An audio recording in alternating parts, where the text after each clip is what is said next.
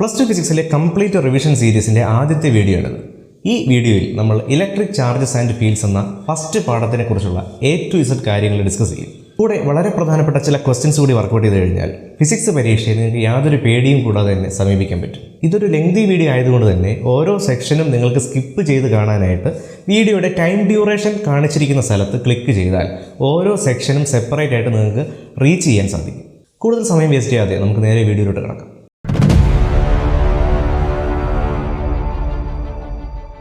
Electric charges and fields ഈ പാഠത്തിൽ പ്രധാനമായിട്ട് നമ്മൾ ചാർജുകളെ പറ്റിയാണ് പഠിക്കുന്നത്. നമുക്കറിയാം, നമ്മുടെ ചുറ്റുമുള്ള എല്ലാ വസ്തുക്കളെയും ഉണ്ടാക്കിയിരിക്കുന്ന ആറ്റങ്ങൾ കൊണ്ടാണ്. ഒരു ആറ്റത്തിൻ്റെ ഘടനയിൽ നമുക്കതിൻ്റെ സെൻറ്ററിലേക്ക് നോക്കിയാൽ അവിടെ പ്രോട്ടോൺ എന്ന് പറയുന്ന ഒരു പ്രത്യേകതരം കണിക ഇരിക്കുന്നത് കാണാൻ പറ്റും.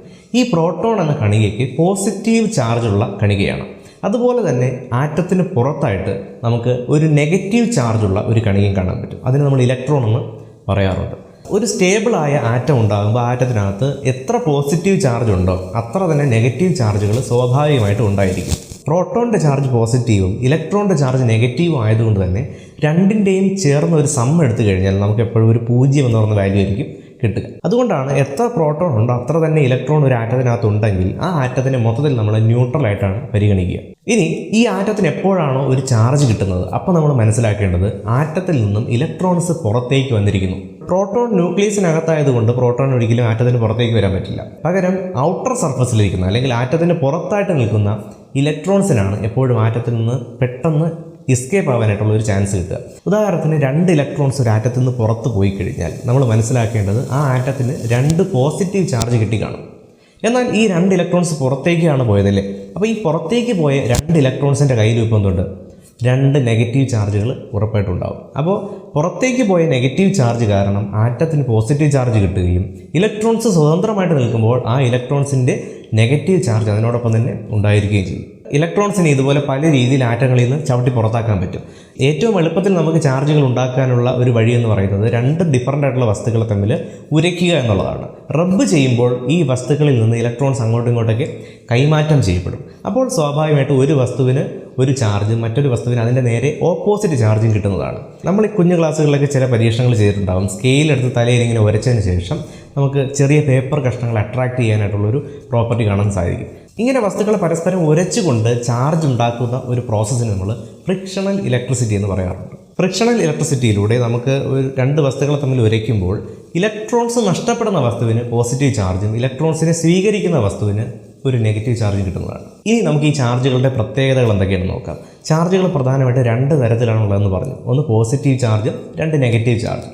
എപ്പോഴും ഒരുപോലെയുള്ള ചാർജുകൾ അഥവാ പോസിറ്റീവ് ചാർജും അതുമല്ലെങ്കിൽ നെഗറ്റീവ് ചാർജും തമ്മിൽ ഒരു വികർഷണ സ്വഭാവമുണ്ട്. അതായത് 2 തമ്മിൽ അകന്നു പോകുമ്പോഴും ഒരിക്കലും അടുത്തേക്ക് വരാത്ത ഒരു റിപ്പൽഷൻ സ്വഭാവം നമുക്ക് കാണാൻ സാധിക്കും. ഇത് റിയലായിട്ട് എങ്ങനെ കാണാമെന്ന് ചോദിച്ചു കഴിഞ്ഞാൽ നമുക്ക് 2 ബലൂണുകൾ കയ്യിലെടുത്ത ശേഷം 2 ബലൂണിനെയും ഒരു തുണിയിൽ റബ്ബ് ചെയ്തുകൊണ്ട് ചാർജ് ചെയ്യുക. അപ്പോൾ നമുക്കറിയാം ബലൂണ് എന്തായാലും ചാർജ് ചെയ്യും. ബലൂണിനകത്തുള്ള ഇലക്ട്രോൺസ് ഒന്നുകിൽ ആ ക്ലോത്തിനകത്തേക്ക് പോയിട്ടുണ്ടാവും. അപ്പോൾ 2 ബലൂണിലും ഒരുപോലെ ഒരു പ്രത്യേകതരം ചാർജ് കിട്ടും. അപ്പോൾ 2 ബലൂണിലും പോസിറ്റീവ് ചാർജ് കിട്ടിയെന്ന് വിചാരിക്കുക. ഈ 2 ബലൂണുകളെ ഞാൻ പതിയെ അടുത്തേക്ക് കൊണ്ടുവന്നു കഴിഞ്ഞാൽ നമുക്ക് കാണാൻ സാധിക്കുന്ന 2 ബലൂണുകളും പരസ്പരം അകന്നു പോകുന്ന രീതിയിലൊരു ബലം ഇവർക്കിടയിൽ പ്രവർത്തിക്കും. അപ്പോൾ ആ ഒരു ഒബ്സർവേഷന് കാരണം എന്താണ്? 2 പോസിറ്റീവ് ചാർജുകളായിട്ടുള്ള 2 വസ്തുക്കളാണ്. ഈ 2 പോസിറ്റീവ് ചാർജുകൾ തമ്മിലുള്ള വികർഷണ ബലമാണ് നമുക്കവിടെ കാണാൻ സാധിച്ചത്. അപ്പോൾ ഇത്തരത്തിൽ നമുക്ക് എല്ലാ വസ്തുക്കളിലും നമുക്കിതുപോലെ ഒരേപോലുള്ള ചാർജുകൾ, ഒരേപോലെ നെഗറ്റീവ് ചാർജ് ആയിട്ടുള്ള വസ്തുക്കളെ ചെയ്താലും ഇതേ റിസൾട്ട് നമുക്ക് കാണാൻ സാധിക്കും. 2 ഡിഫറെൻറ്റ് ടൈപ്സ് ഓഫ് ചാർജ് ആണെങ്കിൽ നമുക്ക് അട്രാക്ഷൻ ഫോഴ്സ് കാണാൻ സാധിക്കും. ഇത് എവിടെ കാണാൻ ചോദിച്ചു കഴിഞ്ഞാൽ നമ്മൾ നേരത്തെ സ്കെയിൽ തലയിൽ ഉരച്ചിട്ട് പേപ്പറിനടുത്തേക്ക് കൊണ്ടുപോയി എന്ന് പറഞ്ഞു. പോസിറ്റീവ് ചാർജ് ആയിട്ടുള്ള സ്കെയിലിൻ്റെ അടുത്തേക്ക് ഈ പേപ്പർ കഷ്ണത്തിനകത്തുള്ള ഇലക്ട്രോൺസ് എല്ലാം കൂടി ഫ്ലോ ചെയ്ത് എത്തും. അപ്പോൾ ഈ പേപ്പർ കഷ്ണങ്ങളുടെ എഡ്ജിൽ അല്ലെങ്കിൽ സ്കെയിലുമായിട്ട് ഏറ്റവും ക്ലോസ് ആയിട്ടുള്ള എഡ്ജിലേക്ക് ഈ ഇലക്ട്രോൺസ് എല്ലാം കൂടി വന്ന് കൂടും. അതേസമയം സ്കെയിൽ പോസിറ്റീവ് ചാർജ് ആയതുകൊണ്ട് തന്നെ ഈ ഒരു പോസിറ്റീവ് ചാർജ് ഈ നെഗറ്റീവ് ചാർജുകളെ തമ്മിൽ നല്ല ശക്തിയോടുകൂടി അട്രാക്റ്റ് ചെയ്യുകയും ഈ പേപ്പർ കഷ്ണങ്ങൾ സ്കെയിലിലേക്ക് വന്ന് ഒട്ടിപ്പിടിക്കുകയും ചെയ്യും. ഇതാണ് നമുക്കവിടെ കാണാൻ സാധിക്കുന്നത്. അപ്പോൾ പോസിറ്റീവ് ചാർജും നെഗറ്റീവ് ചാർജുമാണെങ്കിൽ രണ്ടും കൂടി പരസ്പരം എപ്പോഴും അട്രാക്ഷനും ഒരേപോലത്തെ ചാർജുകളാണെങ്കിൽ നമുക്ക് റിപ്പൾഷനും കാണാൻ സാധിക്കുന്നുള്ളതാണ് ചാർജുകളുടെ ഒരു പ്രത്യേകത. ഇനി ശ്രദ്ധിക്കേണ്ട മറ്റൊരു കാര്യം, നമ്മുടെ യൂണിവേഴ്സിലുള്ള ടോട്ടൽ ചാർജുകളുടെ എണ്ണം എപ്പോഴും കോൺസ്റ്റൻ്റ് ആയിരിക്കും എന്നുള്ളതാണ്. അതായത് ഒരു സ്ഥലത്ത് ഇപ്പോൾ പോസിറ്റീവ് ചാർജ് ഉണ്ടായിട്ടുണ്ടെങ്കിൽ മറ്റേതെങ്കിലും സ്ഥലത്ത് ഉറപ്പായിട്ടും ഒരു നെഗറ്റീവ് ചാർജ് ഉണ്ടായിരിക്കണം. നമ്മളിപ്പോൾ ഒരു ന്യൂട്രലായിട്ടുള്ള 0 ചാർജുള്ള രണ്ട് വസ്തുക്കളെ തമ്മിൽ റബ്ബ് ചെയ്യുമ്പോൾ ഇത് ഒരു വസ്തുവിന് പോസിറ്റീവ് ചാർജ് കിട്ടുന്നു, മറ്റൊരു വസ്തുവിലേക്ക് അതായത് റബ്ബ് ചെയ്ത മറ്റേ വസ്തുവിലേക്ക് ഉറപ്പായിട്ട് നെഗറ്റീവ് ചാർജായിട്ട് കിട്ടുമെന്നുള്ളതാണ് ഒരു പ്രത്യേകത. അതായത് നമ്മൾ എനർജി കൺസർവേഷൻ എന്നൊക്കെ പറയുന്ന പോലെ യൂണിവേഴ്സിലെ ടോട്ടൽ ചാർജുകളുടെ എണ്ണം ഒരിക്കലും കുറയുകയോ കൂടുകയോ ചെയ്യുന്നില്ല എന്നുള്ളതാണ്. ഇതിനെയാണ് കൺസർവേഷൻ ഓഫ് ചാർജസ് എന്ന് പറയുന്നത്. ചാർജുകൾ എങ്ങനെയാണ് ഉണ്ടാകുന്നത് നമ്മൾ പറഞ്ഞു അല്ലേ? ഇലക്ട്രോൺസ് ഒരു ആറ്റത്തിൽ നിന്ന് പുറത്തേക്ക് വന്നാലാണ് നമുക്ക് ചാർജ് ഉണ്ടാകുന്നതായിട്ട് പറയാൻ പറ്റുക. അപ്പോൾ ഇലക്ട്രോൺസിൻ്റെ എണ്ണം തന്നെയാണ് ശരിക്കും അവിടെ ചാർജിൻ്റെ എണ്ണമായിട്ട് നമ്മൾ പറയുന്നത്. ഇലക്ട്രോൺസിൻ്റെ പ്രത്യേക അളവ് ചാർജുണ്ട്. ഈ ചാർജിൻ്റെ തന്നെ പല എണ്ണം റിപ്പീറ്റേഷനാണ് നമുക്ക് ഒരു വസ്തുവിൽ അടങ്ങിയിരിക്കുന്ന ടോട്ടൽ ചാർജ് എന്ന് പറയാൻ പറ്റുക. അപ്പോൾ ഇതിനെ നമ്മൾ ക്വാണ്ടിസേഷൻ ഓഫ് ഇലക്ട്രിക് ചാർജ് എന്ന് പറയും. ക്വാണ്ടിസേഷൻ ഓഫ് ഇലക്ട്രിക് ചാർജിൽ ഏറ്റവും ബേസിക് യൂണിറ്റ് ആയിട്ട് നമ്മൾ പറയുന്നത് ഇലക്ട്രോണിൻ്റെ ചാർജാണ്. ഇത് നമ്മളൊരു ചെറിയ ഇക്വേഷൻ കൊണ്ട് സൂചിപ്പിക്കും. Q എന്ന് പറയുന്ന ടോട്ടൽ ചാർജ് എന്ന് പറയുന്നത് ഒരു വസ്തുവിൽ നിന്ന് എത്ര എണ്ണം ഇലക്ട്രോൺസ്, അതായത് n ഇലക്ട്രോൺസ് പോയിട്ടുണ്ടെങ്കിൽ n ഇൻറ്റു E എന്ന് പറയുന്നത് ഇലക്ട്രോണിൻ്റെ ചാർജാണ്. അപ്പോൾ അങ്ങനെയാണെങ്കിൽ ഒരു ഇലക്ട്രോണിൻ്റെ ചാർജ് E ആണെങ്കിൽ Ne എന്ന് പറയുന്നത് n ഇലക്ട്രോൺസ് പോയപ്പോൾ കിട്ടിയ ചാർജ് ആയിരിക്കും. അങ്ങനെ നമുക്ക് ചാർജുകളെ ക്വാണ്ടൈസ് ചെയ്യാനായിട്ട് ഇലക്ട്രോണിൻ്റെ ചാർജിന് നമുക്ക് യൂസ് ചെയ്യാൻ പറ്റും എന്നുള്ളതാണ്. ഇതിൽ E എന്ന് പറയുന്ന ഒരു ഇലക്ട്രോണിൻ്റെ ചാർജിന് ഒരു വാല്യൂ ഉണ്ട്. അത് 1.6 × 10⁻⁹ കൂളോം ആണ്. ഈ ഒരു വാല്യൂ കാണാതെ പഠിച്ചു വെച്ചിരുന്നാൽ മാത്രമേ നമുക്ക് പല പ്രോബ്ലംസ് ചെയ്യാൻ പറ്റുള്ളൂ. അപ്പോൾ Q = ±Ne എന്ന് പറയുന്നതാണ് ക്വാണ്ടൈസേഷൻ ഓഫ് ഇലക്ട്രിക് ചാർജ് എന്ന് പറയുന്നത്. അടുത്തായിട്ട് നമുക്ക് പഠിക്കാനുള്ള വളരെ പ്രധാനപ്പെട്ട ഒരു കാര്യമാണ് കൂളോം ലോ അല്ലെങ്കിൽ കൂളോം നിയമം. നമ്മൾ രണ്ട് ചാർജുകൾ തമ്മിലൊരു അട്രാക്ഷൻ ഫോഴ്സ് അല്ലെങ്കിൽ രണ്ട് ചാർജുകൾ തമ്മിലൊരു റിപ്പൾഷൻ ഫോഴ്സ് ഉണ്ടെന്ന് പറയും. അപ്പോൾ ഇത്തരത്തിൽ ഒരു ചാർജ് മറ്റൊരു ചാർജിനെ അട്രാക്റ്റ് ചെയ്യുന്ന ഒരു ബലം, ഈ ബലം നമുക്ക് കാൽക്കുലേറ്റ് ചെയ്യാൻ പറ്റും. ഈ ബലം കാൽക്കുലേറ്റ് ചെയ്യാനുള്ള നിയമത്തിനെയാണ് അല്ലെങ്കിൽ ഒരു ഇക്വേഷനെയാണ് നമ്മൾ കൂളോംസ് ലോ എന്ന് പറയുന്നത്. കൂളോംസ് ലോ പറയുന്നത് രണ്ട് ചാർജുകൾക്കിടയിലുള്ള ഫോഴ്സ് എപ്പോഴും ഈ രണ്ട് ചാർജുകളുടെയും മാഗ്നിറ്റ്യൂഡിൻ്റെ പ്രോഡക്റ്റിന് പ്രൊപ്പോർഷനായിരിക്കും എന്നുള്ളതാണ്. അതായത് രണ്ടിലേത് ചാർജ് കൂടിയാലും ഇവയ്ക്കിടയിലുള്ള ഫോഴ്സ് കൂടും എന്നുള്ളതാണ്. അതുപോലെ കൂളോംസ് ലോ പറയുന്ന മറ്റൊരു പോയിൻ്റാണ് രണ്ട് ചാർജുകൾക്കിടയിലുള്ള ഡിസ്റ്റൻസ്, ആ അകലത്തിന് സ്ക്വയർ ടൈംസ് ആയിട്ട് ഫോഴ്സ് കുറഞ്ഞുകൊണ്ടേയിരിക്കും എന്നുള്ളതാണ്. അപ്പോൾ രണ്ട് പോയിന്റുകൾ ചേർത്ത് നമുക്കൊരു ഇക്വേഷനായിട്ട് എഴുതാൻ പറ്റും.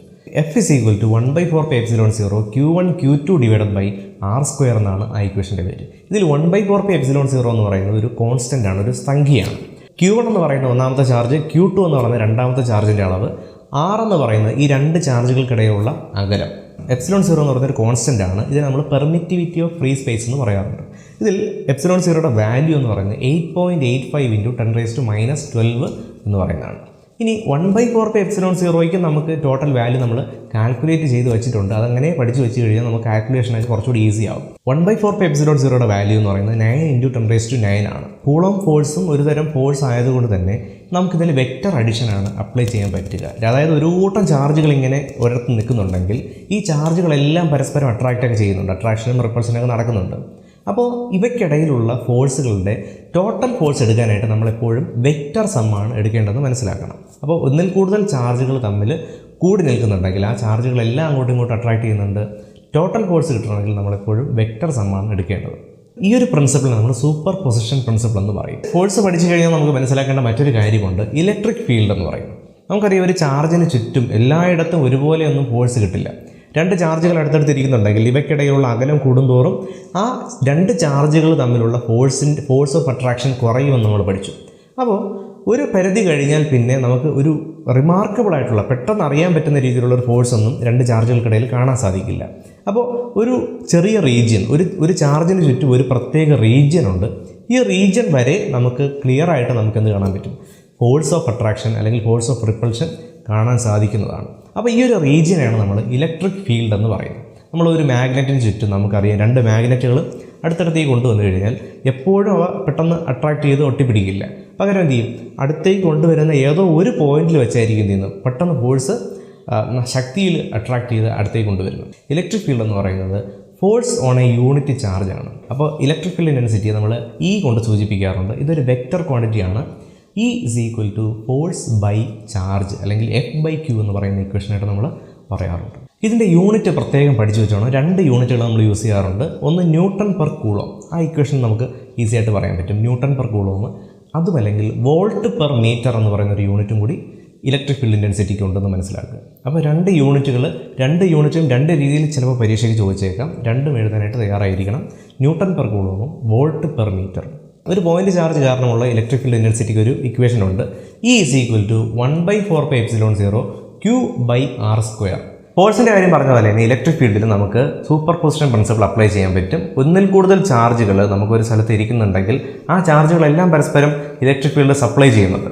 അപ്പോൾ ഈ ഇലക്ട്രിക് ഫീൽഡുകളെല്ലാം ഒരു നെറ്റ് ഇലക്ട്രിക് ഫീൽഡ് എടുക്കാൻ വേണ്ടി നമ്മൾ വെക്റ്റർ സം എടുക്കേണ്ടതായിട്ട് നമുക്ക് വരാറുണ്ട്. ഇലക്ട്രിക് ഫീൽഡിനെ റെപ്രസെൻറ്റ് ചെയ്യാനായിട്ട് നമ്മൾ പ്രധാനമായിട്ട് യൂസ് ചെയ്യുന്ന ഇലക്ട്രിക് ഫീൽഡ് ലൈനുകളാണ്.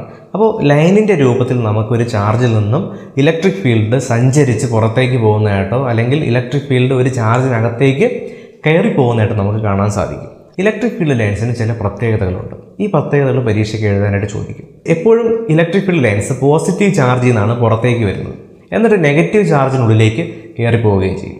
ഇലക്ട്രിക് ഫീൽഡ് ലൈൻസിൻ്റെ ഏതൊരു പോയിന്റിലും നമുക്കൊരു ടാൻജൻറ്റ് വരച്ചു കഴിഞ്ഞാൽ നമുക്കവിടെ ആ പോയിന്റിലുള്ള ഇലക്ട്രിക് ഫീൽഡിൻ്റെ ഡയറക്ഷൻ കിട്ടും. മറ്റൊരു പ്രോപ്പർട്ടി, ഇലക്ട്രിക് ഫീൽഡ് ലൈൻസ് ഒരിക്കലും ക്ലോസ്ഡ് ലൂപ്പുകൾ സൃഷ്ടിക്കുന്നില്ല. അതായത് ഒരു സ്ഥലത്ത് തുടങ്ങി അതേ സ്ഥലത്ത് തന്നെ എൻഡ് ചെയ്യുന്നില്ല എന്നുള്ളതാണ് ഇലക്ട്രിക് ഫീൽഡ് ലൈൻസിൻ്റെ മറ്റൊരു പ്രത്യേകത. അതായത് സർക്കുലർ പാത്തിലല്ല ഇലക്ട്രിക് ഫീൽഡുകൾ വർക്ക് ചെയ്യുന്നത്. ഒരു സ്ഥലത്ത് സ്റ്റാർട്ട് ചെയ്യുകയും മറ്റൊരു സ്ഥലത്തായിരിക്കും എപ്പോഴും ഇലക്ട്രിക് ഫീൽഡുകൾ എൻഡ് ചെയ്യുന്നത്. പിന്നെ ശ്രദ്ധിക്കേണ്ട ഒരു കാര്യം, രണ്ട് ഇലക്ട്രിക് ഫീൽഡ് ലൈനുകൾ ഒരിക്കലും കൂട്ടിമുട്ടുന്നില്ല എന്നുള്ളതാണ്. Electric field lines does not intersect each other. ഇനി അഥവാ കൂട്ടിമുട്ടിയാൽ എന്തായിരിക്കും സംഭവിക്കുക? നമ്മൾ കുറച്ച് മുമ്പ് പറഞ്ഞതാണ്, ഇലക്ട്രിക് ഫീൽഡ് ലൈൻസുകൾ ഇലക്ട്രിക് ഫീൽഡിൻ്റെ ഡയറക്ഷനാണ് സൂചിപ്പിക്കുന്നത്. അപ്പോൾ രണ്ട് ലൈൻസുകൾ കൂട്ടിമുട്ടിയാൽ ആ ഒരു കൂട്ടിമുട്ടുന്ന പോയിന്റിൽ നമുക്ക് രണ്ട് ഡിഫറൻറ്റ് ഡയറക്ഷൻ പറയേണ്ടി വരും. ഒരിക്കലും അങ്ങനെ രണ്ട് ഡിഫറൻറ്റ് ഡയറക്ഷനിൽ ഇലക്ട്രിക് ഫീൽഡുകൾ ഉണ്ടാകുന്നില്ല. ഒരു പോയിന്റിൽ ഒരൊറ്റ ഡയറക്ഷൻ മാത്രമേ ഉണ്ടാകുന്നുള്ളൂ. അപ്പോൾ അതുകൊണ്ടാണ് ഇലക്ട്രിക് ഫീൽഡ് ലൈൻസുകൾ ഒരിക്കലും കൂട്ടിമുട്ടുന്നില്ല എന്ന് പറയും. ഒരു യൂണിഫോം ഇലക്ട്രിക് ഫീൽഡ് ആണെങ്കിൽ നമുക്കവിടെ പാരലായിട്ടുള്ള ഒരേ അകലത്തിലുള്ള ഇലക്ട്രിക് ഫീൽഡ് ലൈൻസുകളെ കാണാൻ സാധിക്കുന്നതാണ്. അപ്പോൾ ഇത്രയും പ്രോപ്പർട്ടീസാണ് ഇലക്ട്രിക് ഫീൽഡ് ലൈൻസുകളെ പറ്റി പറയാനുള്ളത്. ഇനി നമുക്ക് പറയാനുള്ളത് എന്താണ് ഇലക്ട്രിക് ഫ്ലക്സ് എന്നുള്ളതാണ്. ഒരു പ്രത്യേക സർഫസിലൂടെ കടന്നു പോകുന്ന total number of electric field ലൈൻസിനെയാണ് നമ്മൾ ഇലക്ട്രിക് ഫ്ലക്സ് എന്ന് പറയുന്നത്. ഒരു പേപ്പർ എടുത്തിട്ട് നമ്മൾ അതിൻ്റെ അടുത്തൊരു ചാർജ് വയ്ക്കുന്നു. ഈ ചാർജിൽ നിന്നുള്ള ഇലക്ട്രിക് ഫീൽഡ് ലൈൻസിൽ കുറച്ച് ഫീൽഡ് ലൈൻസ് നേരെ ഈ പേപ്പറിനുള്ളിലൂടെ കടന്നു പോകും. അപ്പോൾ ഇങ്ങനെ പേപ്പർ ഒരു സർഫസ് ആണെങ്കിൽ ആ സർഫസിനകത്തുകൂടി കടന്നു പോകുന്ന ടോട്ടൽ നമ്പർ ഓഫ് ഫീൽഡ് ലൈൻസിനെയാണ് നമ്മൾ ഇലക്ട്രിക് ഫ്ലക്സ് എന്ന് പറയുന്നത്. ഇലക്ട്രിക് ഫ്ലക്സിനെ നമ്മൾ ഫൈ എന്ന് പറയുന്ന ഒരു ഗ്രീക്ക് ആൽഫബറ്റ് കൊണ്ടാണ് സൂചിപ്പിക്കുന്നത്. ഫൈ =E.ds എന്ന് പറയുന്ന ഒരു ഇക്വേഷൻ നമുക്ക് ഫ്ലക്സിന് പറയാൻ പറ്റും. E.ds നമുക്ക് എക്സ്പാൻഡ് ചെയ്തുകൊണ്ട് ds cos θ എന്ന് പറഞ്ഞുകൊണ്ട് നമുക്ക് എഴുതാൻ പറ്റും. ഇതിൽ ds എന്ന് പറയുന്ന സർഫസിൻ്റെ നോർമലായിട്ട് നമ്മളൊരു വെക്റ്റർ പരിഗണിച്ച് കഴിഞ്ഞാൽ അതിന് ആ സർഫസിന് പെർപെൻഡിക്കുലർ ആയിട്ടൊരു വെക്റ്റർ നമ്മൾ നീട്ടി വരച്ച് കഴിഞ്ഞാൽ ആ വെക്റ്ററും ഇലക്ട്രിക് ഫീൽഡ് ലൈനും തമ്മിലുള്ള ആംഗിളിനെയാണ് നമ്മൾ തീറ്റ കൊണ്ട് സൂചിപ്പിക്കുന്നത്. ഇനി ഇലക്ട്രിക് ഫ്ലക്സിന് ഒരു യൂണിറ്റ് ഉണ്ട്. Newton metre square per coulomb ആണ് ഇലക്ട്രിക് ഫ്ലക്സിൻ്റെ യൂണിറ്റ് എന്ന് പറയുന്നത്. ഇതൊരു സ്കെയിലാർ ക്വാണ്ടിറ്റിയാണ്. ചാർജുമായി ബന്ധപ്പെട്ട അടുത്തൊരു സംഗതിയാണ് ഇലക്ട്രിക് ഡൈപോൾ എന്ന് പറയുന്നത്.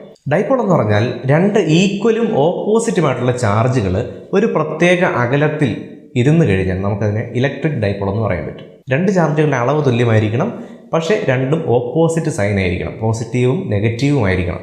ഈ ഇലക്ട്രിക് ഡൈപോളിൽ നമുക്ക് പറയേണ്ടുന്ന ഒരു പ്രത്യേക ക്വാണ്ടിറ്റിയാണ് ഡൈപോൾ മൊമെൻറ്റ് എന്ന് പറയുന്നത്. ഡൈപോൾ മൊമെൻ്റ് എന്ന് പറഞ്ഞു കഴിഞ്ഞാൽ ഈ ഇരിക്കുന്ന രണ്ട് ചാർജുകളിൽ ഒരെണ്ണത്തിൻ്റെ മാഗ്നിറ്റ്യൂഡും ഈ രണ്ട് ചാർജുകൾക്കിടയിലുള്ള ദൂരവും തമ്മിലുള്ള പ്രോഡക്റ്റിനെയാണ് പറയുന്നത്. ഡൈപോൾ മൊമെൻറ്റ് നമ്മൾ പറഞ്ഞ ഇലക്ട്രിക് ഫീൽഡിൻ്റെ ഡയറക്ഷൻ എന്ന് പറയുന്നത് പോസിറ്റീവ് ടു നെഗറ്റീവ് ആണ്. പക്ഷേ ഡൈപോൾ മൊമെൻറ്റിൻ്റെ ഡയറക്ഷൻ എന്ന് പറയുന്നത് നെഗറ്റീവ് ടു പോസിറ്റീവ് ആയിരിക്കും. എപ്പോഴും നെഗറ്റീവ് ചാർജിൽ നിന്ന് പോസിറ്റീവ് ചാർജിലേക്കാണ് ഡൈപോൾ മൊമെൻ്റ് എന്ന് പറയുന്ന ഒരു ക്വാണ്ടിറ്റി നമ്മൾ സൂചിപ്പിക്കുന്നത്. രണ്ട് ചാർജുകൾക്കിടയിലുള്ള ദൂരം 2a ആണെങ്കിൽ രണ്ട് ചാർജുകളിൽ ഓരോ ചാർജിനും q മാഗ്നിറ്റ്യൂഡ് ഓഫ് ചാർജ് ഉണ്ടെങ്കിൽ നമുക്ക് ഡൈപോൾ മൊമെൻറ്റ് p കൊണ്ട് സൂചിപ്പിക്കാം. p = 2qa എന്ന് പറയുന്ന ഒരു ഫോർമുല വെച്ച് നമുക്ക് കാണിക്കാൻ സാധിക്കും. ഡൈപോൾ മൊമെൻറ്റിൻ്റെ യൂണിറ്റ് കൂളോം മീറ്റർ ആണ്. മാത്രമല്ല ഇതൊരു വെക്റ്റർ ക്വാണ്ടിറ്റിയാണ്. നമ്മൾ കുറച്ച് നേരത്തെ ഡയറക്ഷൻ പറഞ്ഞിരുന്നു. നെഗറ്റീവ് ചാർജ് മുതൽ പോസിറ്റീവ് ചാർജിലേക്കാണ് എപ്പോഴും ഡൈപോൾ മൊമെൻറ്റ് ഡയറക്റ്റ് ചെയ്തിരിക്കുന്നത്. നമുക്ക് പരീക്ഷയ്ക്ക് ചോദിക്കുന്നത് രണ്ട് ഡെറിവേഷനുകളാണ്. ഒരു ഡൈപോൾ എടുത്തു കഴിഞ്ഞാൽ ആ ഡൈപോളിൻ്റെ പ്രധാനമായിട്ടും രണ്ട് പൊസിഷനുകളിലായിട്ടുള്ള ഇലക്ട്രിക് ഫീൽഡിൻ്റെ മെഷർമെൻറ്റ് എടുക്കാനായിട്ട് ഉള്ള ഒരു ഡെറിവേഷനാണ്. അതിൻ്റെ ഇക്വേഷൻ കണ്ടുപിടിക്കുക എന്നുള്ളതാണ് നമ്മൾ പരീക്ഷയ്ക്ക് ചെയ്യേണ്ടത്. ഒരു ഡൈപോൾ എടുത്തു കഴിഞ്ഞാൽ ആ ഡൈപോളിനെ തമ്മിൽ കണക്ട് ചെയ്യുന്ന ഒരു ലൈനുണ്ട്. ഈ ലൈനിൽ എവിടെയെങ്കിലും നമ്മളൊരു ചാർജിനെ വച്ച് കഴിഞ്ഞാൽ ആ ചാർജിൽ അനുഭവപ്പെടുന്ന ഒരു ഇലക്ട്രിക് ഫീൽഡ് ഉണ്ടാവും. ഈ രണ്ട് ചാർജുകളും കാരണം മൂന്നാമതൊരു ചാർജിൽ, ഒരു ടെസ്റ്റ് ചാർജിൽ അനുഭവപ്പെടുന്ന ഒരു ഇലക്ട്രിക് ഫീൽഡ് ഉണ്ടാവും.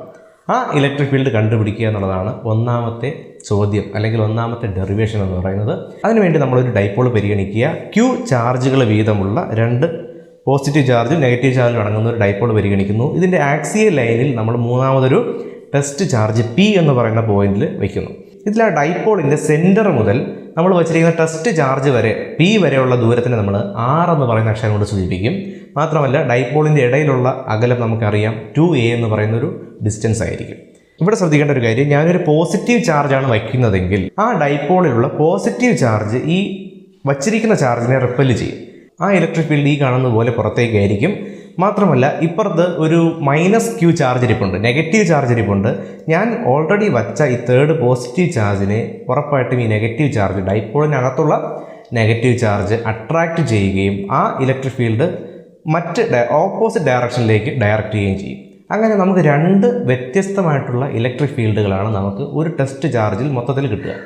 നമ്മൾ പറഞ്ഞു ഇവിടെ സംഭവിക്കേണ്ടത് അഡിഷനാണ്. വെക്റ്റർ അഡിഷൻ പോലെ നമ്മൾ ആഡ് ചെയ്യേണ്ടതാണ് രണ്ട് ഇലക്ട്രിക് ഫീൽഡുകളെയും. നമുക്കറിയാം വെക്ടറുകൾ ഓപ്പോസിറ്റ് ഡയറക്ഷനിലേക്കാണ് ഡയറക്റ്റ് ചെയ്യുന്നതെങ്കിൽ നമ്മൾ രണ്ട് തമ്മിൽ കുറയ്ക്കണം. +Q ചാർജ് കാരണം ഉണ്ടാകുന്ന ഇലക്ട്രിക് ഫീൽഡിനെ നമുക്ക് ഈ +Q എന്ന് എഴുതാം. ഈ +Q = 1/4πε0 Q ഡിവൈഡഡ് ബൈ നമ്മൾ പഠിച്ചതുപോലെ ആ ഡിസ്റ്റൻസ് ആണ്, ടെസ്റ്റ് ചാർജ് മുതലുള്ള ഡിസ്റ്റൻസ് ആണ് നമ്മൾ എടുക്കേണ്ടത്. ടെസ്റ്റ് ചാർജ് മുതൽ +Q വരെയുള്ള ഡിസ്റ്റൻസ് എന്ന് പറയുന്നത് ആറിൽ നിന്ന് a എന്ന് പറയുന്ന ഡിസ്റ്റൻസ് കുറച്ചാൽ കിട്ടുന്ന ഒരു ദൂരമാണ്. അപ്പോൾ r-a² എന്ന് വരും. ഇനി -Q കാരണം ഉണ്ടാകുന്ന ഇലക്ട്രിക് ഫീൽഡ് നമുക്ക് ഈ -Q എന്ന് എഴുതാം. ഈ -Q = 1/4πε0 Q ഡിവൈഡഡ് ബൈ അവിടുത്തെ ഡിസ്റ്റൻസ് എന്ന് പറയുന്നത് r+a ആണ്. കാരണം ഡൈപോളിൻ്റെ പകുതി മുതൽ ബാക്കിയുള്ള ദൂരം a എന്ന് നമുക്കറിയാം. അങ്ങനെയാണെങ്കിൽ r+a എന്ന് പറയുന്ന ഡിസ്റ്റൻസ് നമുക്ക് എഴുതാൻ പറ്റും. അപ്പോൾ r+a² എന്ന് പറയുന്ന ഒരു ഇക്വേഷൻ നമുക്ക് അവിടെ കിട്ടും. അങ്ങനെയാണെങ്കിൽ രണ്ടും കമ്പൈൻ ചെയ്ത് എഴുതുമ്പോൾ നമുക്ക് E = 1/4πε0 Q divided by r-a² - 1/4πε0 Q by r+a² എന്ന് വരും. ഇതിൽ 1/4πε0 ബ്രാക്കറ്റിന് വെളിയിൽ എടുത്തു കഴിഞ്ഞാൽ നമുക്ക് ബ്രാക്കറ്റിനുള്ളിൽ 1/r-a² - 1/r+a² എന്ന് വരും. ഇനി നമ്മൾ ജസ്റ്റ് ഒന്ന് ക്രോസ് മൾട്ടിപ്ലിക്കേഷൻ ചെയ്യാൻ ശ്രമിക്കുക. ക്രോസ് മൾട്ടിപ്ലിക്കേഷൻ നമുക്കറിയാം, ഈ അടിയിൽ കിടക്കുന്ന r+a² കൊണ്ട് മുകളിലത്തെ ഒന്നിനെ മൾട്ടിപ്ലൈ ചെയ്യുന്നു, താഴത്തെ r-a² കൊണ്ട് ഇപ്പുറത്തെ സൈഡിലുള്ള ഒന്നിനെ മൾട്ടിപ്ലൈ ചെയ്യുന്നു. അപ്പോൾ നമുക്ക് r+a² - r-a² എന്ന് വരും. ഡിവൈഡഡ് ബൈ നമ്മൾ രണ്ട് ക്വാണ്ടിറ്റികളും തമ്മിൽ മൾട്ടിപ്ലൈ ചെയ്യേണ്ടി വരും. r-a² ഇൻറ്റു r+a² എന്ന് പറയും. ഈ മുകളിൽ എഴുതിയിരിക്കുന്ന ടേം മാത്രം നോക്കുക. r+a² - r-a² എന്ന് പറയുന്ന സംഗതി നമ്മൾ കേട്ടിട്ടുണ്ട്. a + b × a - b = a² - b². അങ്ങനെയാണെങ്കിൽ നമുക്കിവിടെ r+a എന്ന് പറയുന്നത് a എന്നും r-a നമുക്ക് b എന്നും സങ്കല്പിച്ച് കഴിഞ്ഞാൽ a² - b² എന്ന് പറയുന്നൊരു ഫോമിലാണ് അവിടെ കിടക്കുന്നത്. അതിന് നമുക്ക് വേണമെങ്കിൽ a + b × a - b എന്ന് എഴുതാം. അങ്ങനെയാണെങ്കിൽ താഴെ നമുക്ക് r+a + r-a എന്ന് വരും. മറ്റൊരു ടേമായിട്ട് r+a - r-a എന്നും വരും. ഡിവൈഡഡ് ബൈ താഴെ നമ്മൾ എഴുതിയിരിക്കുന്ന നോക്കിക്കഴിഞ്ഞാൽ മനസ്സിലാവും r² - a² എന്നാണ് എഴുതിയിരിക്കുന്നത്. ഇതിനെ നമുക്ക് വേണമെങ്കിൽ ഒന്ന് എക്സ്പാൻഡ് ചെയ്ത് നമുക്കിങ്ങനെ എഴുതാം. ഇതും a + b × a - b എന്ന് പറയുന്ന ഫോമിലാണ് r - a × r+a. അതിന് നമുക്ക് r² - a² എന്ന് എഴുതാൻ പറ്റും. r-a² എന്ന് പറഞ്ഞാൽ r - a × r-a ആണ്. അപ്പം ശരിക്കും രണ്ട് തവണ ഇവിടെ r-a മൾട്ടിപ്ലൈ ചെയ്തിട്ടുണ്ട്. അതുപോലെ തന്നെ r+aയും രണ്ട് തവണയുണ്ട്. അപ്പോൾ നമുക്ക് ഓരോന്നും നമ്മൾ എന്താക്കി എടുക്കണം, r² - a² എന്ന് പറഞ്ഞുകൊണ്ട് എടുക്കാൻ പറ്റും. അപ്പോൾ അങ്ങനെ മൊത്തം രണ്ട് r² - a² ഇവിടെ ഡിനോമിനേറ്ററിൽ നമുക്ക് കാണാൻ പറ്റും. അങ്ങനെയാണെങ്കിൽ താഴെ r² - a² എന്ന് വരും. മുകളിൽ അടുത്ത സ്റ്റെപ്പിൽ നമ്മൾ ആ ബ്രാക്കറ്റൊക്കെ ഓപ്പൺ ചെയ്യുമ്പോൾ നമുക്ക് ഒരു +aയും -aയും കിടപ്പുണ്ട്. അത് രണ്ടും ക്യാൻസലായി പോവും. രണ്ട് ആറുകളും തമ്മിൽ ആഡ് ചെയ്യപ്പെടും. മാത്രമല്ല അടുത്ത ടൈമിൽ ഒരു +r ഒരു -r കിടപ്പുണ്ട്. അത് രണ്ടും ക്യാൻസലായി പോയിട്ട് അവിടെ ഒരു 2a മാത്രം വരും. അങ്ങനെയാണെങ്കിൽ നമുക്ക് താഴെ ഇങ്ങനെ എഴുതാം 2r × 2a divided by r² - a² എന്ന് വരും. അത് പിന്നെ 4ra എന്ന് നമുക്ക് എഴുതാൻ പറ്റും, ഡിവൈഡഡ് ബൈ r² - a². ഇതൊക്കെ എഴുതുമ്പോൾ നമുക്ക് 1/4πε0 Q എഴുതാൻ മറക്കരുത്. 1/4πε0 Q × 4ra divided by r² - a² എന്ന് പറഞ്ഞുകൊണ്ട് പറയാൻ പറ്റും. ഇനി ഇതുവരെ നമ്മൾ ഇക്വേഷൻ കറക്റ്റായിട്ട് എഴുതിയിട്ടുണ്ടെങ്കിൽ നമ്മളിവിടെ ചെറിയൊരു കണ്ടീഷൻ അപ്ലൈ ചെയ്യാൻ പോവുകയാണ്. ഇതിൽ r എന്ന് പറയുന്ന ഡിസ്റ്റൻസ് a എന്ന് പറയുന്ന ഡിസ്റ്റൻസിനേക്കാളും വളരെ വലിയൊരു ക്വാണ്ടിറ്റി ആണെങ്കിൽ r² നിന്ന് a² കുറയ്ക്കുന്ന സമയത്ത് നമുക്ക് ചെറിയൊരു വ്യത്യാസമൊക്കെ വരുള്ളൂ. അപ്പോൾ നമ്മളതിനെ അങ്ങ് നെഗ്ലക്റ്റ് ചെയ്ത് കളയുക. എ സ്ക്വയർ എന്നുള്ള ടേമിനെ മാറ്റി നിർത്തിയിട്ട് ബാക്കി നമുക്ക് എഴുതാം 1/4 4 QR(A) ഡിവൈഡഡ് ബൈ r⁴ എന്ന് വരും. മുകളിലത്തെ ആറും താഴത്തെ ഒരു ആറും ക്യാൻസലായി പോയി ബാക്കി 1/4 4QA ഡിവൈഡഡ് ബൈ r³ എന്ന് വരും. നമുക്കറിയാം ഡൈപോൾ മൊമെൻറ്റ് P = 2AQ ആണ്. അപ്പോൾ അങ്ങനെയാണെങ്കിൽ നമുക്ക് ഈ ഇക്വേഷനിൽ ചെറിയൊരു വ്യത്യാസം വരുത്താം. 4AQയിൽ നിന്ന് നമ്മൾ 2AQ മാത്രം P ആയിട്ട് എഴുതി കഴിഞ്ഞാൽ 2P ഡിവൈഡഡ് ബൈ r³ എന്ന് നമുക്ക് ഇക്വേഷൻ എഴുതാൻ പറ്റും. അപ്പം ഇലക്ട്രിക് ഫീൽഡിൻ്റെ equation E = 1/4 2P divided by r³ എന്ന് വരും. അപ്പോൾ ഒരു ഡൈപോളിൻ്റെ ആക്സിയൽ ലൈനിലുള്ള ഇലക്ട്രിക് ഫീൽഡ് കണ്ടുപിടിക്കാനുള്ള equation E = 1/4 2P divided by r³ ആണ്. ഇത് പഠിച്ചിട്ടുണ്ടെങ്കിൽ നമുക്ക് അടുത്ത ഡെറിവേഷനിലേക്ക് പോകാം. അടുത്ത ഡെറിവേഷൻ എന്ന് പറഞ്ഞു കഴിഞ്ഞാൽ ഒരു ഡൈപോളിൻ്റെ ഇക്വറ്റോറിയൽ ലൈനിലുള്ള ഏതെങ്കിലും ഒരു പോയിന്റിലുള്ള ഇലക്ട്രിക് ഫീൽഡ് കണ്ടുപിടിക്കാനുള്ള ഇക്വേഷനാണ്. ഇക്വറ്റോറിയൽ ലൈൻ എന്ന് പറഞ്ഞു കഴിഞ്ഞാൽ ഒരു ഡൈപോളിൻ്റെ സെൻറ്റർ നമുക്കറിയാം. ഈ സെൻറ്ററിലൂടെ നമ്മൾ പെർപെൻഡിക്കുലറായിട്ട് ഡൈപോളിൻ്റെ ആക്സിസിന് പെർപെൻഡിക്കുലറായി ഞാൻ ഒരു ലൈൻ വരച്ചു കഴിഞ്ഞാൽ ആ ലൈനിൽ എവിടെയെങ്കിലും ഞാൻ ഒരു ചാർജിനെ കൊണ്ടുവച്ചാൽ ഈ ചാർജിന് ടെസ്റ്റ് ചാർജിന് കിട്ടുന്ന ഇലക്ട്രിക് ഫീൽഡുണ്ട്. ഈ രണ്ട് ചാർജുകളുടെയും ഡൈപോളിനകത്തുള്ള രണ്ട് ചാർജുകളുടെയും ടോട്ടലായിട്ടുള്ള ഒരു നെറ്റ് ഇലക്ട്രിക് ഫീൽഡ് നമുക്ക് ടെസ്റ്റ് ചാർജിൽ അനുഭവപ്പെടും. ഈ ഇലക്ട്രിക് ഫീൽഡാണ് നമുക്ക് അടുത്ത് കണ്ടുപിടിക്കേണ്ടത്. ഇതിനു വേണ്ടി നമ്മളൊരു ഫിഗർ കറക്റ്റായിട്ട് പഠിച്ചിരിക്കണം. ഈ ഫിഗറിൽ നമുക്ക് മനസ്സിലാക്കേണ്ടത് രണ്ട് ചാർജുകൾ ഡൈപോൾ ആയതുകൊണ്ട് തന്നെ രണ്ട് ചാർജുണ്ട്. രണ്ട് ചാർജുകൾക്കിടയിലുള്ള ദൂരം 2A ആണ്. നമ്മൾ ആ ഡൈപോളിൻ്റെ സെൻറ്ററിലൂടെ നമ്മളൊരു ലൈന് മുകളിലേക്ക് വരയ്ക്കുന്നു. P എന്ന് പറയുന്ന പോയിന്റിൽ ഞാനൊരു ടെസ്റ്റ് ചാർജ് വച്ചിട്ടുണ്ട്. ഈ ചാർജിൽ +Q കാരണം നമുക്കൊരു ഇലക്ട്രിക് ഫീൽഡ് കിട്ടും. അതാണ് ഈ +Q എന്ന് പറയുന്നത്. അതുപോലെ -Q കാരണം Pയിൽ നമുക്ക് മറ്റൊരു ഇലക്ട്രിക് ഫീൽഡ് കിട്ടും. അതിന് നമ്മൾ ഈ -Q എന്ന് പറഞ്ഞ് എഴുതിയിട്ടുണ്ട്. അപ്പോൾ നമുക്കവിടെ ശ്രദ്ധിക്കേണ്ട ഒരു കാര്യം, ഈ +Q എന്ന് പറയുന്ന ഇലക്ട്രിക് ഫീൽഡിന് ഒരു വെർട്ടിക്കൽ കമ്പോണൻറ്റ് ഒരു ഹൊറിസോണ്ടൽ കമ്പോണൻറ്റ് കിട്ടും. ഈ വെർട്ടിക്കൽ കമ്പോണൻറ്റ് ഈ sin θ എന്ന് നമ്മൾ പറയാറുണ്ട്. ഹൊറിസോണ്ടൽ കമ്പോണൻറ്റ് ഈ cos θ എന്ന് പറയാറുണ്ട്. ഇനി നെഗറ്റീവ് ചാർജ് കാരണം ഉണ്ടാകുന്ന ഡൈപോളിൽ ഈ -Qയിൽ നമുക്ക് കിട്ടുന്ന വെർട്ടിക്കൽ കമ്പോണൻറ്റ് എന്ന് പറയുന്നത് ഈ -Q sin θ എന്ന് പറയുന്നതാണ്. അതുപോലെ ഹൊറിസോണ്ടൽ കമ്പോണൻറ്റ് ഈ -Q cos θ. അപ്പോൾ നമുക്ക് ഈ പടം ശ്രദ്ധിച്ചാൽ മനസ്സിലാവും, മുകളിലേക്കും താഴേക്കുമുള്ള രണ്ട് വെക്ടറുകളാണ് ഈ +Q sin θയും ഈ -Q sin θയും. ഈ രണ്ടും വെക്ടറുകൾ തമ്മിൽ ക്യാൻസൽ ചെയ്ത് പോകും. വെർട്ടിക്കൽ കമ്പോണൻറ്റുകളെല്ലാം ക്യാൻസൽ ചെയ്ത് പോവുകയും ഹൊറിസോണ്ടൽ കമ്പോണൻറ്റ് നോക്കിയാൽ നമുക്ക് മനസ്സിലാവും രണ്ടും ഒരേ ഡയറക്ഷനിലാണ്. ഒരേ ഡയറക്ഷനിലായതുകൊണ്ട് തന്നെ രണ്ട് ഇലക്ട്രിക് ഫീൽഡുകളും തമ്മിൽ ആഡ് ചെയ്യപ്പെടും. അതായത് ഈ +Q cos θയും ഈ -Q cos θയും തമ്മിൽ ആഡ് ചെയ്തുകൊണ്ട് ടോട്ടൽ നമുക്ക് ഇലക്ട്രിക് ഫീൽഡ് അവിടെ കാൽക്കുലേറ്റ് ചെയ്യാൻ സാധിക്കും.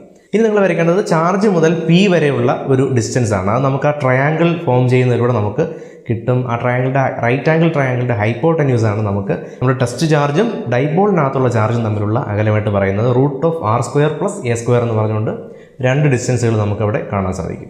ഇനി ഈ +Q -Q നമ്മൾ എഴുതി കഴിഞ്ഞാൽ നമുക്കൊരു കാര്യം മനസ്സിലാവും. ഈ +Q എന്ന് പറയുന്നത് 1/4 Q divided by r² + a². എന്തുകൊണ്ട് ഇങ്ങനെ എഴുതി? √r² + a² ആണ് +Q എന്ന് പറയുന്ന ചാർജും P വരെയുള്ള ദൂരം എന്ന് പറയുന്നത്. അപ്പോൾ അതിൻ്റെ സ്ക്വയർ എടുത്തു കഴിഞ്ഞാൽ നമുക്ക് ഇലക്ട്രിക് ഫീൽഡിൻ്റെ ഇക്വേഷൻ എഴുതാൻ പറ്റുള്ളൂ. അപ്പോൾ ഈ +Q = 1/4 Q divided by r² + a². അത് ഇക്വേഷൻ 1 എന്ന് എഴുതാം. അതുപോലെ രണ്ടാമത്തെ ചാർജ് -Q കാരണം ഉണ്ടാകുന്ന ഇലക്ട്രിക് ഫീൽഡ് ഈ -Q = 1/4 Q divided by r² + a² എന്ന് എഴുതാൻ പറ്റും. രണ്ടും സെയിം തന്നെയാണ്. ഇനി നമ്മൾ നേരത്തെ പറഞ്ഞതുപോലെ ഈ രണ്ട് കമ്പോണൻറ്റുകളും ഒന്ന് തന്നെയാണ്. അതായത് ഈ +Q cos θയും ഈ -Q cos θയും സെയിം തന്നെയാണ്. അപ്പോൾ നമുക്ക് എന്ത് ചെയ്യാം, രണ്ടിൽ ഏതെങ്കിലും ഒന്നിനെ 2 കൊണ്ട് മൾട്ടിപ്ലൈ ചെയ്ത് അങ്ങ് എഴുതിയാൽ മതി. അപ്പോൾ E = 2 × E + Q cos θ എന്ന് നമുക്ക് എഴുതാൻ പറ്റും. അങ്ങനെ നമ്മൾ എഴുതുമ്പോൾ cos θ എന്ന് പറയുന്നൊരു ടേം എക്സ്ട്രാ നമുക്ക് ഉണ്ട്. ഈ cos θ നമുക്ക് എവിടെ നിന്ന് കിട്ടും? ഈ ട്രയാങ്കിളിൽ നിന്ന് നമുക്ക് cos θ കാൽക്കുലേറ്റ് ചെയ്യാം. നമുക്കറിയാം cos θ എന്ന് പറയുന്നത് adjacent side divided by hypotenuse ആണ്. അഡ്ജസൻറ്റ് സൈഡ് എന്ന് പറയുന്നത് തീറ്റയോട് ചേർന്ന് കിടക്കുന്ന സൈഡ് A ആണ്. അപ്പോൾ A divided by √r² + a². ഇത് ചെയ്ത് കഴിഞ്ഞാൽ നമുക്ക് cos θ കിട്ടും. അങ്ങനെയാണെങ്കിൽ നമുക്ക് ഇലക്ട്രിക് ഫീൽഡിൻ്റെ equation E = 2 × 1/4 Q divided by r² + a² into A divided by r² + a² the whole raise to 1/2. Whole raise to 1/2 എന്ന് എഴുതാൻ കാരണം √r² + a² ആയിരുന്നു. റൂട്ടിനെ നമുക്ക് റൈസ് ടു 1/2 എന്ന് എഴുതാൻ പറ്റും. ഇതിൽ നമുക്ക് താഴെ r² + a² എന്ന് പറഞ്ഞൊരു ടേമും r² + a² the whole raise to 1/2 എന്ന് പറഞ്ഞ ടേമും ഉണ്ട്. ഇതിൽ നമുക്ക് ശ്രദ്ധിച്ചറിയാം r² + a² എന്ന് പറയുന്ന ബേസ് സെയിം ആണ്. ബേസ് സെയിം ആണെങ്കിൽ നമുക്ക് പവറുകൾ തമ്മിൽ ആഡ് ചെയ്ത് കഴിഞ്ഞാൽ നമുക്ക് കമ്പൈൻ ചെയ്യാൻ പറ്റും. r² + a² എന്ന് പറയുന്ന ടേമിൻ്റെ പവർ എന്ന് പറയുന്നത് 1 r² + a² 1/2 എന്ന് പറയുന്ന ടേമിൻ്റെ പവർ എന്ന് പറയുന്നത് 1/2 ആണ്. അപ്പോൾ രണ്ടിൻ്റെ പവറുകൾ തമ്മിൽ ആഡ് ചെയ്ത് ബേസ് അതുപോലെ എടുത്തങ്ങ് എഴുതിയാൽ മതി. അപ്പോൾ അങ്ങനെയാണെങ്കിൽ r² + a² 1 + 1/2 അതായത് 3/2 എന്ന് നമുക്ക് എഴുതാൻ പറ്റും. അതുപോലെ മുകളിൽ നമ്മൾ നോക്കിക്കഴിഞ്ഞാൽ ഒരു കാര്യം മനസ്സിലാവും, 2 ഉണ്ട്, അതുപോലെ q ഉണ്ട്, a ഉണ്ട്. 2aq എന്ന് പറയുന്നത് എന്താണ്? ഡൈപോൾ മൊമെൻ്റ് ആണ്. അപ്പോൾ അങ്ങനെയാണെങ്കിൽ നമുക്കത് കമ്പൈൻ ചെയ്തുകൊണ്ട് electric field E = 1/4πε0 p / r² + a² 3/2. ഈ 3/2 കണ്ട് പേടിക്കൊന്നും വേണ്ട, കാരണം നമ്മൾ ഇത് റെഡ്യൂസ് ചെയ്യാൻ പോവുകയാണ്. നമ്മൾ നേരത്തെ പറഞ്ഞതുപോലെ r എന്ന് പറയുന്നത് എയെക്കാട്ടും വലിയ ഒരു സംഖ്യയാണെങ്കിൽ നമുക്ക് ഉറപ്പായിട്ടും a എന്ന് പറയുന്ന സാധനത്തിനെ നെഗ്ലക്റ്റ് ചെയ്ത് കളയാം. കാരണം a² എന്ന് പറയുന്നത് വീണ്ടും ചെറിയൊരു വാല്യൂ ആയിരിക്കും. അപ്പോൾ a² മൊത്തത്തിൽ കളഞ്ഞു കഴിഞ്ഞാൽ ബാക്കി എന്തുണ്ട്? r² 3/2 എന്ന് വരും. അപ്പോൾ നമുക്ക് r³ എന്ന് കിട്ടും. അങ്ങനെയാണെങ്കിൽ ഒരു ഡൈപോളിൻ്റെ ഇക്വറ്റോറിയൽ ലൈനിലൂടെയുള്ള ഏതെങ്കിലും ഒരു പോയിന്റിൽ നമ്മളൊരു ചാർജ് വെച്ച് കഴിഞ്ഞാൽ ആ ചാർജിൽ അനുഭവപ്പെടുന്ന ഇലക്ട്രിക് ഫീൽഡിൻ്റെ ഇക്വേഷൻ E = 1/4πε0 p/r³ എന്ന് വരും. അതുപോലെ ഇവിടെ നമുക്ക് 2 ഇക്വേഷൻ നോക്കിയ ഒരു കാര്യം മനസ്സിലാവും. ആക്സിയൽ ലൈനിൽ നമ്മൾ ഒരു ചാർജിനെ വയ്ക്കുമ്പോൾ നമുക്ക് ഇക്വറ്റോറിയൽ ലൈനിൽ വയ്ക്കുന്നതിനേക്കാൾ നേരെ ഡബിൾ ഇലക്ട്രിക് ഫീൽഡ് ആയിരിക്കും കിട്ടുക എന്നുള്ളത്. കാരണം നമ്മൾ മറ്റേ ഇക്വേഷൻ എഴുതിയപ്പോൾ 2p/r³ ആയിരുന്നു അവിടെ ഉണ്ടായിരുന്നത്. ഇവിടെ വന്നപ്പോൾ p/r³ ആണ്. അപ്പോൾ ഇക്വറ്റോറിയൽ ലൈനിൽ എപ്പോഴും നേരെ പകുതി ഇലക്ട്രിക് ഫീൽഡ് ആയിരിക്കും എപ്പോഴും കിട്ടുക എന്നുള്ളത് മനസ്സിലാക്കുക. ഇനി അടുത്ത് ശ്രദ്ധിക്കേണ്ട ഒരു കാര്യമാണ്, ഒരു യൂണിഫോം ഇലക്ട്രിക് ഫീൽഡിനകത്ത് ഞാനൊരു ഡൈപോളിനെ കൊണ്ടുവച്ച് കഴിഞ്ഞാൽ ഈ ഡൈപോളിനകത്ത് ഒരു പ്രത്യേകതരം ഫോഴ്സ് അനുഭവപ്പെടും. നമുക്കറിയാം പുറത്തുനിന്നുള്ള ഒരു ഇലക്ട്രിക് ഫീൽഡിന് ഒരു ചാർജിൽ ചെറിയ ഫോഴ്സ് കൊടുക്കാനായിട്ട് സാധിക്കും എന്നുള്ളത്. ഒരു യൂണിഫോം ഇലക്ട്രിക് ഫീൽഡ് പാസ് ചെയ്ത് പോകുന്ന വഴിക്ക് നമ്മൾ ഒരു ഡൈപോളിനെ കൊണ്ടുവച്ച് കഴിഞ്ഞാൽ ഈ ഡൈപോൾ റൊട്ടേറ്റ് ചെയ്യാനായിട്ട് തുടങ്ങും. ഡൈപോൾ ആണെങ്കിൽ ഒരു ചാർജിൽ അനുഭവപ്പെടുന്ന ഫോഴ്സിൻ്റെ, പോസിറ്റീവ് ചാർജിൽ അനുഭവപ്പെടുന്ന ഫോഴ്സിൻ്റെ നേരെ ഓപ്പോസിറ്റ് ഡയറക്ഷനിലായിരിക്കും ഇലക്ട്രിക് ഫീൽഡ് കാരണം ഒരു ഫോഴ്സ് നെഗറ്റീവ് ചാർജിൽ അനുഭവപ്പെടുന്നു. അപ്പോൾ ഉറപ്പായിട്ടും എന്ത് ചെയ്യും? ഇതിനൊരു റൊട്ടേറ്റിംഗ് എഫക്റ്റ് നമുക്ക് കാണാൻ സാധിക്കും. ഈ റൊട്ടേറ്റിംഗ് എഫക്റ്റിന് നമുക്ക് സാധാരണ ഇതിൽ ടോർക്ക് എന്ന് പറയാറുണ്ട്. ഒരു വസ്തുവിനെ റൊട്ടേറ്റ് ചെയ്യിക്കുന്ന ഫോഴ്സിനെയാണ് നമ്മൾ ടോർക്ക് എന്ന് പറയുന്നത്. ഈ റൊട്ടേറ്റ് ചെയ്യുന്ന ടോർക്ക് എത്രയെന്ന് കാൽക്കുലേറ്റ് ചെയ്യാനായിട്ട് പരീക്ഷയ്ക്ക് ചോദിക്കും. ചെറിയൊരു ഡെറിവേഷനേ ഉള്ളൂ. ടോർക്ക് കണ്ടുപിടിക്കണമെങ്കിൽ നമുക്ക് പ്രധാനമായിട്ട് 2 കാര്യങ്ങളാണ് ആവശ്യം. ഒന്ന്, ആ ചാർജിൽ കിട്ടുന്ന ഫോഴ്സ് എത്രയാണെന്ന് അറിയണം. പിന്നെ ഈ റൊട്ടേറ്റ് ചെയ്യുന്ന ആക്സിസിൽ നിന്നുള്ള പെർപെൻഡിക്കുലർ ഡിസ്റ്റൻസ് എത്രയാണെന്ന് അറിയണം. അപ്പോൾ നമ്മൾ ഇങ്ങനെ നോക്കുന്ന സമയത്ത് നമുക്കൊരു കാര്യം മനസ്സിലാവും. ഡൈപോളിൻ്റെ ലെങ്ത് 2a ആണെങ്കിൽ ഞാനൊരു ഇലക്ട്രിക് ഫീൽഡ് കൊടുത്തു കഴിഞ്ഞാൽ ഈ ഇലക്ട്രിക് ഫീൽഡ് കാരണം ചാർജിലൊരു ഫോഴ്സ് കിട്ടുന്നു. ഈ ഫോഴ്സിലേക്ക് ഞാനൊരു വെക്ടർ നീട്ടി വരച്ചാൽ നമുക്ക് 2a sin θ എന്ന് പറയുന്നൊരു വെക്ടർ ആയിരിക്കും കാണാൻ പറ്റും. ആ 2a sin θ എന്ന് പറയുന്ന വെക്ടറാണ് ശരിക്കും നമ്മൾ ടോർക്ക് കണ്ടുപിടിക്കാനായിട്ട് യൂസ് ചെയ്യുന്നത്. Torque tau = force into perpendicular distance. ഇവിടുത്തെ ഫോഴ്സ് എന്ന് പറയുന്നത് കൂളോം ഫോഴ്സ് ആണ്. ഫോഴ്സ് കണ്ടുപിടിക്കണമെങ്കിൽ Q into electric field, charge into electric field ചെയ്ത് കഴിഞ്ഞാൽ നമുക്ക് ഫോഴ്സ് കണ്ടുപിടിക്കാൻ പറ്റും. അങ്ങനെയാണെങ്കിൽ torque tau = QE into 2a sin θ നമുക്ക് എഴുതാൻ പറ്റും. അങ്ങനെയാണെങ്കിൽ നമുക്ക് 2aq ചേർത്ത് നമുക്ക് P എന്ന് എഴുതാൻ പറ്റുമല്ലോ. അപ്പോൾ ടോ = PE sin θ എന്ന് നമുക്ക് എഴുതാൻ പറ്റും. ഇത് നമുക്ക് ക്രോസ് പ്രോഡക്റ്റ് ആക്കി മാറ്റാം. ക്രോസ് പ്രോഡക്റ്റ് ആക്കി എഴുതി കഴിഞ്ഞാൽ ടോ = P × E എന്ന് നമുക്ക് കിട്ടും. ഡൈപോൾ മൊമെൻറ്റും ഇലക്ട്രിക് ഫീൽഡും തമ്മിലുള്ള ആംഗിൾ 0 180 ആയി കഴിഞ്ഞാൽ നമുക്ക് ടോർക്കൊന്നും കിട്ടില്ല.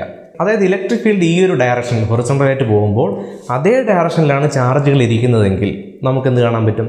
ചാർജുകളിൽ പ്രത്യേകിച്ച് റൊട്ടേറ്റിംഗ് ഫോഴ്സ് ഒന്നും ഉണ്ടാകുന്നില്ല.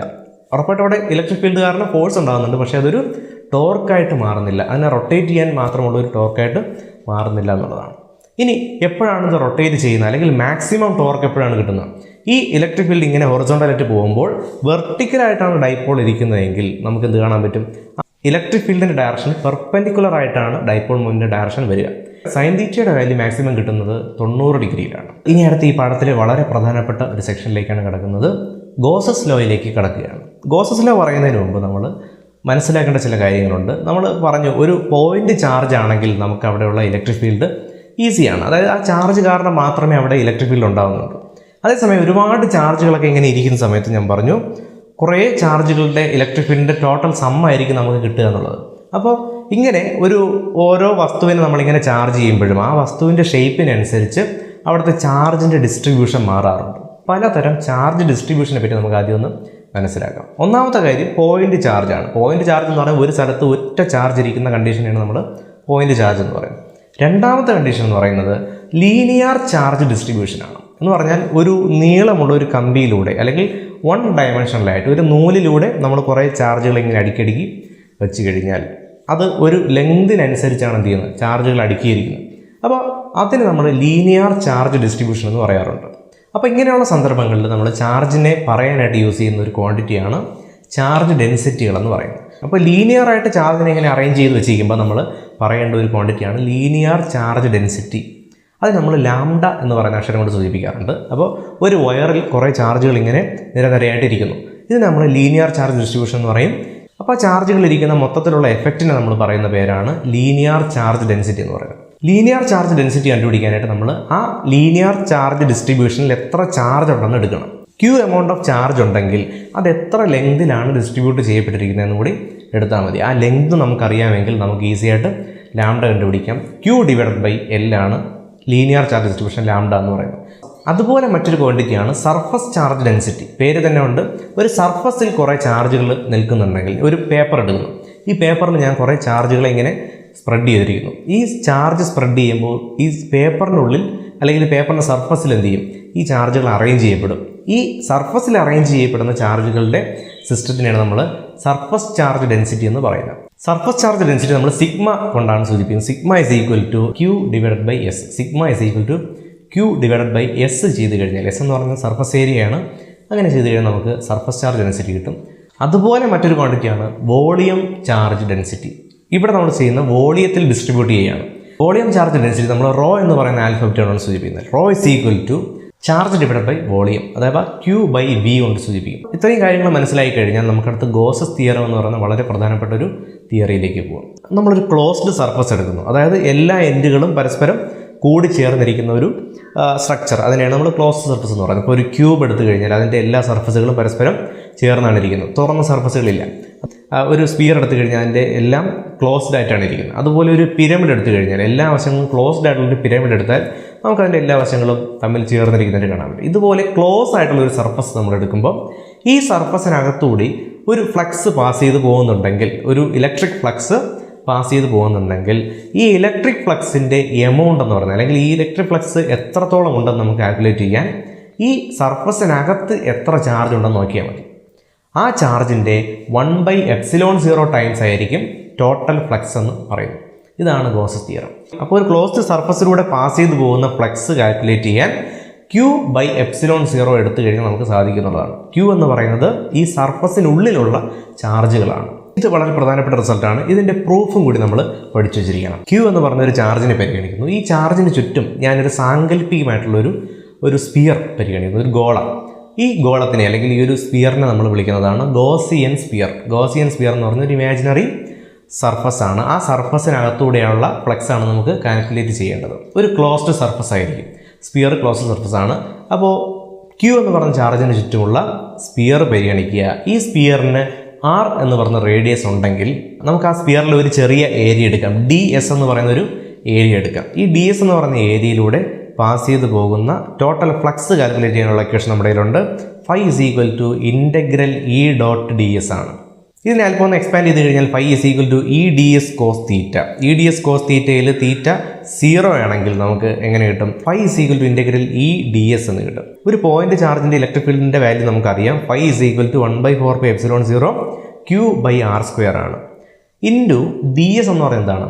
ആ സ്പിയറിൻ്റെ സർഫസ് ഏരിയ ആണ്. സ്പിയറിൻ്റെ സർഫസ് ഏരിയ കാൽക്കുലേറ്റ് ചെയ്യാനുള്ള ഇക്വേഷൻ 4πr² ആണ്. അപ്പോൾ നമുക്ക് അങ്ങനെയാണെങ്കിൽ 4πr² എന്ന് ഇട്ട് കൊടുക്കാം. അപ്പോൾ 1/4πε0 Q/r² ഇൻറ്റു 4πr². അങ്ങനെയാണെങ്കിൽ താഴത്തെ 4πയും മുകളിലത്തെ 4πയും ക്യാൻസൽ ചെയ്ത് പോകും. ഒരു r² ക്യാൻസൽ ചെയ്ത് പോകും. ബാക്കി എന്തുണ്ട്? Phi is equal to Q/ε0 എന്ന് വരും. ഇനി ശ്രദ്ധിക്കേണ്ട ഒരു കാര്യമാണ് ആപ്ലിക്കേഷൻസ് ഓഫ് ഗോസസ് ലോ.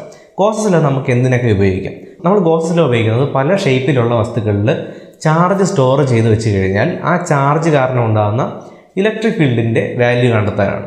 അപ്പോൾ ഒരു തിൻ വയർ എടുത്തു കഴിഞ്ഞാൽ ആ തിൻ വയറിന് നമ്മൾ കുറേ ചാർജുകൾ അതിലേക്ക് സപ്ലൈ ചെയ്താൽ ആ വയർ കാരണം ഉണ്ടാകുന്ന ഇലക്ട്രിക് ഫീൽഡ് എങ്ങനെയാണെന്നാണ് കാൽക്കുലേറ്റ് ചെയ്യുന്നത്. അപ്പോൾ ഗോസസ് ലോയുടെ ഏത് ഡെറിവേഷൻ ചെയ്യാനും നിങ്ങൾ മനസ്സിലാക്കേണ്ടത്, നമ്മൾ എടുക്കുന്ന വസ്തു ഒരു വയറാണെങ്കിൽ വയർ, ഈ വയറിൻ്റെ ഒരു ഷേപ്പ് നമുക്കറിയാം. വയർ എന്ന് പറയുന്ന ഒരു സിലിണ്ടർ പോലത്തെ ഷേപ്പാണ് അല്ലേ? ഈ സിലിണ്ടറാണ് ശരിക്കും അവിടുത്തെ ഗോസിയൻ സർഫസ് എന്ന് പറയുന്നത്. ആ സിലിണ്ടറിൻ്റെ സർഫസിലൂടെയാണ് ഈ പറഞ്ഞ വയറിൽ നിന്നുള്ള ഇലക്ട്രിക് ഫീൽഡ് ലൈൻസ് പാസ് ചെയ്ത് പോകുന്നു, ഇലക്ട്രിക് ഫ്ലക്സ് ആയിട്ട് പാസ് ചെയ്ത് പോകുന്നു.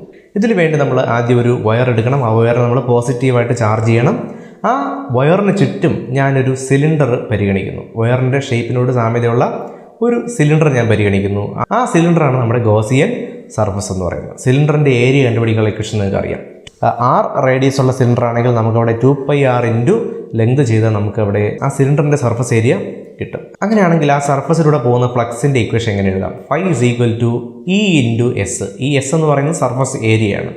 Phi is equal to E into 2πr L എന്ന് എഴുതാൻ പറ്റും. അങ്ങനെയാണെങ്കിൽ ഗോസസ് ലോ അനുസരിച്ച് നമുക്കൊരു കാര്യം അറിയാം, Q ഡിവൈഡഡ് ബൈ എപ്സിലോൺ 0 ആണ് ഫൈ അഥവാ ഫ്ലക്സ് എന്ന് പറയുന്നത്.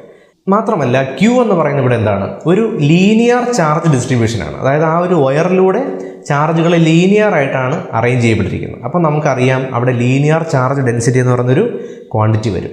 ലീനിയർ ചാർജ് ഡെൻസിറ്റിയും ചാർജ് തമ്മിലുള്ള ബന്ധം നമുക്കറിയാം. Lambda is equal to Q/L ആണ്. Q/L ആണെങ്കിൽ നമുക്കിവിടെ Qന് പകരം ലാംഡ ഇൻറ്റു L എന്ന് കൊടുക്കാൻ പറ്റും. Pi is equal to lambda L divided by epsilon 0. ഇതാണ് നമുക്ക് ഗോസസ് ലോയിൽ നിന്ന് കിട്ടുന്ന ഫസ്റ്റ് ഇക്വേഷൻ എന്ന് പറയുന്നത്. നമ്മൾ നേരത്തെ കണ്ടുപിടിച്ച് വെച്ച ഫൈയുടെ ഇക്വേഷനുമായിട്ട് ഇതങ്ങ് ഇക്വേറ്റ് ചെയ്യുക. അതായത് ഒരു സൈഡിൽ ഇ ഇൻറ്റു 2πr മറ്റേ സൈഡിൽ lambda L divided by epsilon 0 നമുക്ക് നിർത്താൻ പറ്റും. അങ്ങനെയാണെങ്കിൽ ഇ കണ്ടുപിടിക്കാം. E is equal to lambda divided by 2πr epsilon 0 എന്ന് കിട്ടും. ഇതാണ് ഒരു വയർ കാരണം ഉണ്ടാകുന്ന ഇലക്ട്രിക് ഫീൽഡിൻ്റെ ഇക്വേഷൻ എന്ന് പറയുന്നത്. ഇവിടെ ശ്രദ്ധിക്കേണ്ട ഒരു കാര്യം, ആർ എന്ന് പറയുന്ന റേഡിയസിന് പ്രൊപ്പോർഷണലായിട്ടാണ്, ഗോസിയൻ സർഫസിൻ്റെ റേഡിയസിന് പ്രൊപ്പോർഷണലായിട്ടാണ് ഇലക്ട്രിക് ഫീൽഡ് മാറുന്നത്. അതായത് വയറിൽ നിന്ന് എത്ര അകന്നു പോകുന്നുണ്ടോ അത്രത്തോളം എമൗണ്ട് ആയിട്ട് ഇലക്ട്രിക് ഫീൽഡ് കുറഞ്ഞുകൊണ്ടേയിരിക്കും എന്നുള്ളതാണ്. അടുത്ത എക്സാമ്പിളിലേക്ക് നമ്മൾ പോകുമ്പോൾ നമുക്കൊരു പ്ലെയിൻ ഷീറ്റ് പരിഗണിക്കാം.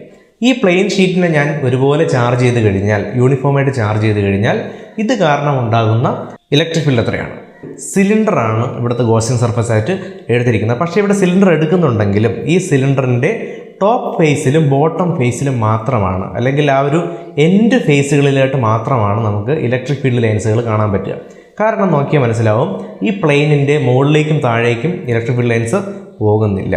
അപ്പോൾ അങ്ങനെയാണെങ്കിൽ ആ സർഫസിൽ അല്ലെങ്കിൽ ആ ഒരു എഡ്ജ് ഫേസുകളിൽ മാത്രമുള്ള ഇലക്ട്രിക് ഫീൽഡ് മാത്രം നമ്മൾ കാൽക്കുലേറ്റ് ചെയ്താൽ മതിയാകും. അങ്ങനെയാണെങ്കിൽ നമുക്ക് രണ്ട് ഫേസുകളുണ്ട്. പ്ലെയിൻ ഷീറ്റിന് രണ്ട് ഫേസുകളുണ്ട്. ആ രണ്ട് ഫേസിലും നമുക്ക് സെപ്പറേറ്റ് ഇലക്ട്രിക് ഫീൽഡ് ലൈൻസുകൾ കിട്ടും. അങ്ങനെയാണെങ്കിൽ നമുക്ക് ടോട്ടൽ ഫ്ലക്സ് എന്ന് പറയുന്നത് 2 മടങ്ങായിട്ടായിരിക്കും കിട്ടുക. അതായത് നോർമൽ ഇലക്ട്രിക് ഫ്ലക്സ് എന്ന് പറയുന്നത് E ഇൻറ്റു എസ് ആണെങ്കിൽ ഇവിടെ 2 ഇൻറ്റു E ഇൻറ്റു എസ് ആണ്. ഗോസസ് ലോ അനുസരിച്ച് നമുക്കറിയാം, ഗോസസ് ലോ അനുസരിച്ച് നമുക്ക് Q/എപ്സിലോൺ 0 എന്ന് എഴുതാം.